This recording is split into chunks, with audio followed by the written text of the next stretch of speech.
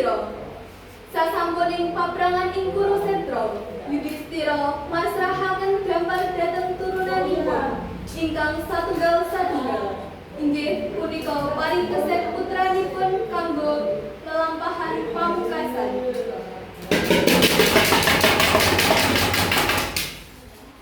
Saderengipun lelampahan dhateng Himalaya, kula ngaturaken bilih dampar kaperut. Sapunika badhe dipun turunaken dhateng Parikesit, putranipun Arjuna. Kanggo liyane siap-siap sadéla mangkat.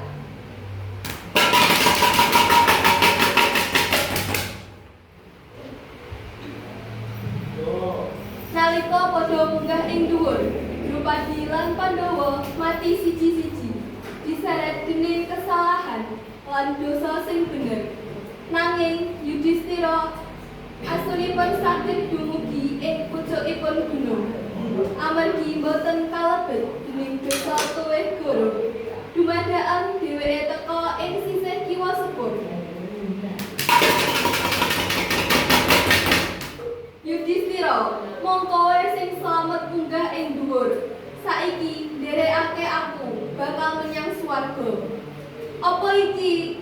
Aku arep menyang swarga? Oke, nanging aja nganti asu numpak sepur. Amarga iki dudu makhluk suci. Asu iki karo aku, nganti pungkasan aku ora bisa ninggalake. Kowe iso ninggalake keluargamu lan bojomu, nanging kowe asu sing ora ngerti dalane. Drupadi lan sedulur-sedulurku ninggal aku, dudu aku sing ninggalake. Nalika iku, asu malih dadi Batara Dharma. Bapake lagi nyoba dhewe.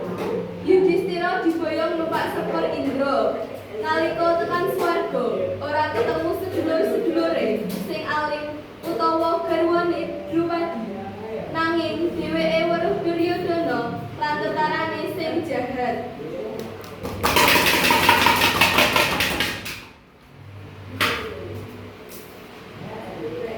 Hei, sapa sing goleki Yudhistira? Bojomu lan sedulurmu ora ana ning kene.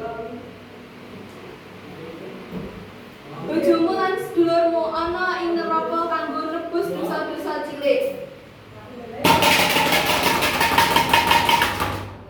Aku tulus menyang neraka kanggo kekancan karo bojoku lan sedulurku. Saiki aku nggawa menyang neraka. Apa kowe yakin? Tentu. Satemene kowe isih diuji, sedulurmu wis ana ing swarga. Sasampuning nampi kasunyatan punika, Yudhistira mbikak kratonipun lan pikantuk kasuwargaan.